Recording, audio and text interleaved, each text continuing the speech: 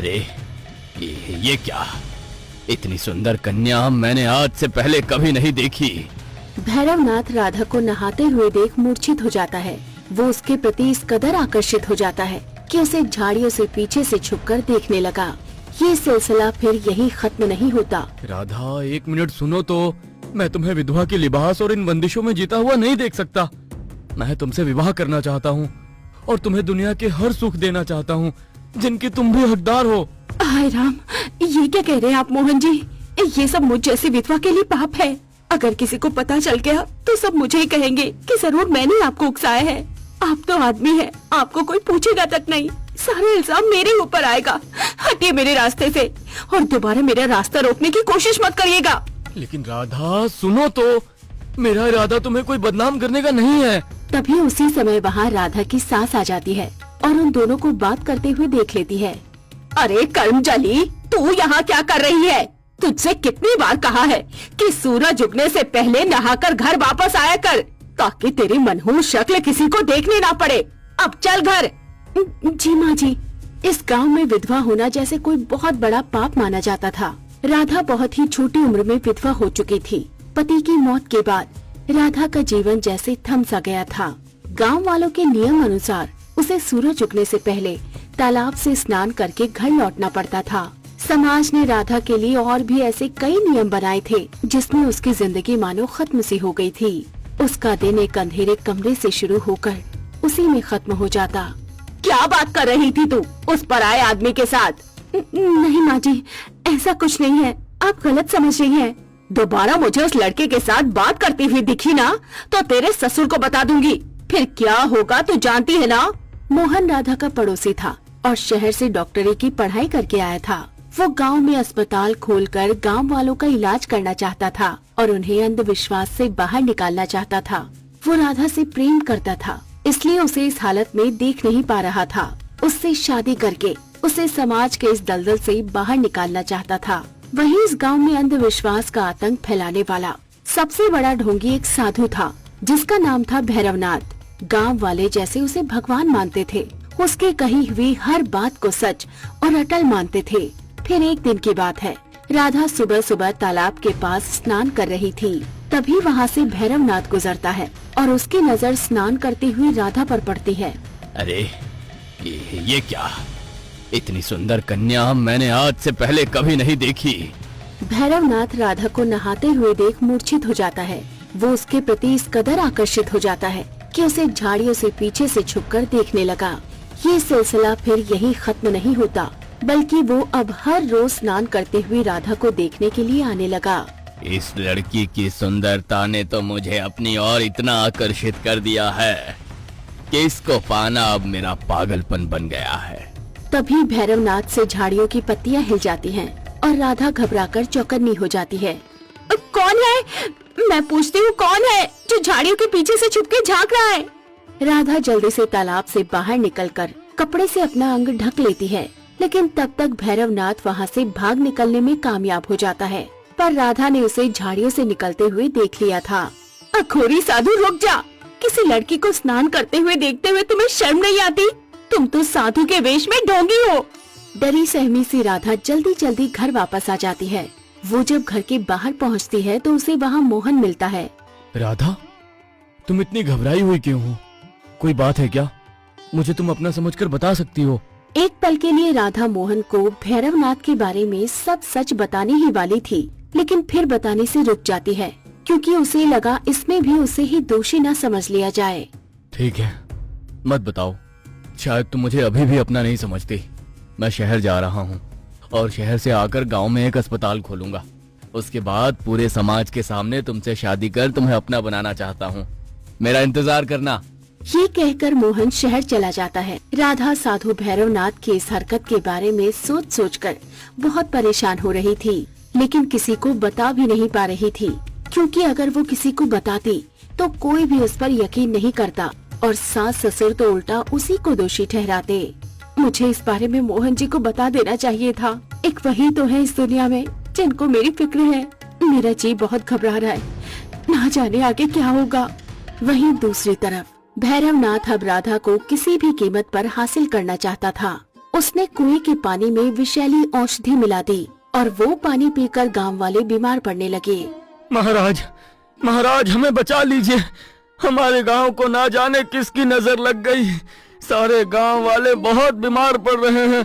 तभी गांव की एक औरत रोती हुई आती है और भैरवनाथ से कहती है, महाराज हम पर अपनी कृपा दृष्टि बनाइए, मेरे पति की तबीयत बहुत खराब है, बस अब आप ही हैं जो हमें इस आफत से बचा सकते हैं। बीमार गांव वालों की देखते ही देखते अंधविश्वासी साधु भैरवनाथ के सामने भीड़ लग जाती है और सब उसे भगवान समझकर इस बीमारी से बाहर निकलने के लिए उसके आगे गुहार लगाते हैं। तुम लोग चिंता ना करो, मैंने हमेशा तुम लोगों की रक्षा की है। ये कोई बीमारी नहीं है, बल्कि विधवा दोष के कारण हो रहा है। राम सिंह की बहू विधवा है, उसको विधवा दोष है। अगर उसका विधवा दोष ठीक नहीं किया गया तो पूरे गांव में तबाही मच जाएगी। अभी तो सिर्फ लोग बीमार पड़ रहे हैं, फिर धीरे धीरे मरने लगेंगे। बाबा इस दोष को कैसे ठीक किया जा सकता है? राम सिंह, तुम्हारी बहू के सर से ये दोष उतारने के लिए तुम्हें कुछ दिन उसे मेरी कुटिया में भेजना पड़ेगा। मैं अपनी तंत्र विद्या से उसे ठीक करूंगा, और अगर ऐसा नहीं किया गया तो अनर्थ हो जाएगा। नहीं महाराज, हम कोई अनर्थ नहीं होने देंगे। मैं आज से ही राधा को आपके पास भेजूंगा।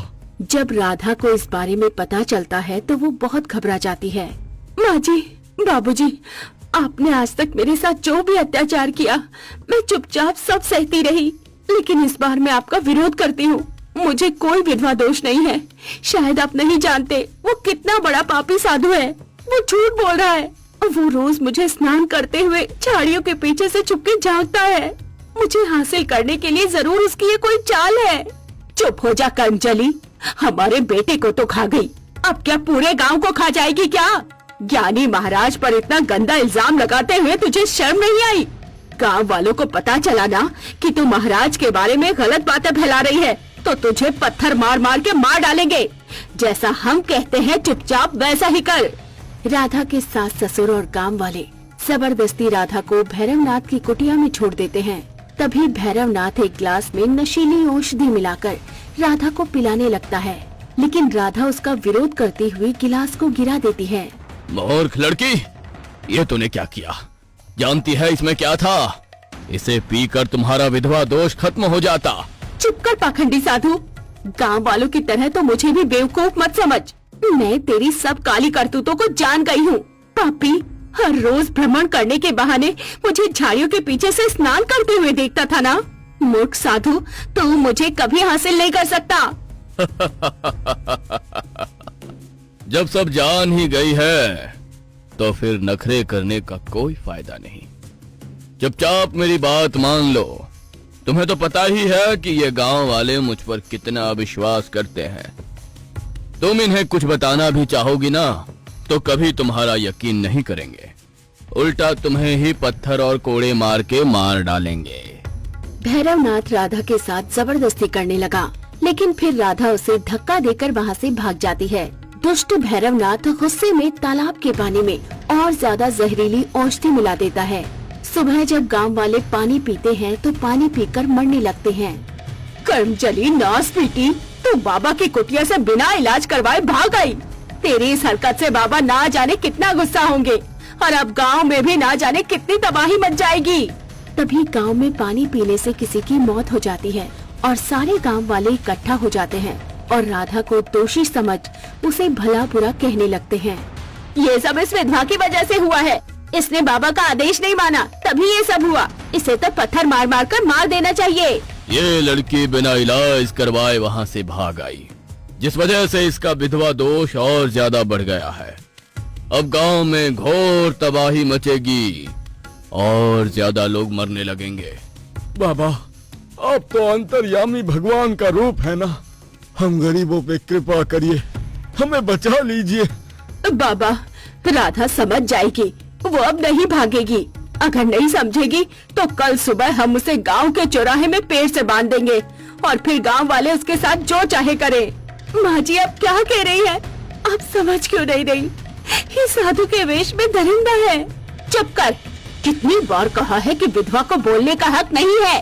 ठीक है, तुम लोगों को एक मौका दिया जाता है।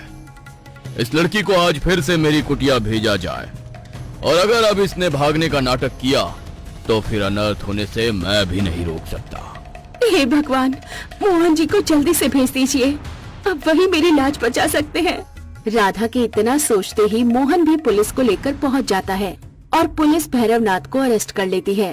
अरे ये क्या मोहन, तुम जानते नहीं हो ये हमारे बाबा हैं। इन्हीं के आशीर्वाद से ये गांव अभी तक सुरक्षित है। अरे इन्होंने गांव वालों के लिए कितना कुछ किया है, तुम भूल गए क्या? मैं सब जानता हूँ काका, और अब आप लोगों को भी सच से वाकिफ करवाना चाहता हूँ। कितनी बार आप लोगों को कहा कि इस पाखंडी के जाल से बाहर निकलो, लेकिन आपने कभी मेरी बात नहीं मानी। ये अंधविश्वास का जाल फैलाता रहा और आप लोग उसमें फंसते रहे, और नौबत यहाँ तक पहुँच गई। राधा में कोई विधवा दोष नहीं है। बेटा, तुम्हें इस बात का ज्ञान नहीं है, इसलिए ऐसी बातें कर रहे हो। मुझे ज्ञान है ढोंगी। गांव में जो तुमने महामारी फैलाई है वो राधा की वजह से नहीं, बल्कि तुम्हारी वजह से फैली है। राधा को हासिल करने के लिए तुमने तालाब में विषैली औषधि मिलाई है। पानी को टेस्ट किया गया है और उसमें साबित हो गया है कि पानी में जहर मिलाया गया है। उस पानी को पीकर लोग मर रहे हैं। देखो मोहन बेटा, तुम्हें कोई गलत फहमी हुई है। ऐसी कोई बात नहीं है। इसने गांव वालों और राधा को तकलीफ पहुंचाई है। ऐसे अपराधी को जीने का कोई हक नहीं है। ले जाइए इंस्पेक्टर साहब इसे, और इसे कड़ी से कड़ी सजा मिलनी चाहिए। भैरवनाथ का सच सामने लाकर मोहन राधा को बचा लेता है और गांव वालों की आंखें खोलकर उन्हें अंधविश्वास से बाहर निकालता है। साथ ही मोहन गांव वालों के लिए सरकारी अस्पताल भी खोलता है। मोहन जी, आज मैं बिना डरे पूरे समाज के सामने आपसे कह रही हूँ, मैं आपसे प्रेम करती हूँ। क्या आप मुझसे विवाह करोगे? हाँ राधा, मैं भी तुमसे विवाह करना चाहता हूँ और तुम्हें हमेशा खुश रखना चाहता हूँ। इस तरह से मोहन राधा को पूरे समाज के सामने अपनाकर उससे विवाह कर लेता है और उसे एक सुखी जीवन देता है। सीख तो दोस्तों, इस कहानी से ये सीख मिलती है कि हमें कभी भी अंधविश्वास में नहीं फंसना चाहिए, बल्कि सच और समझ के साथ ही समाज में आगे बढ़ना चाहिए।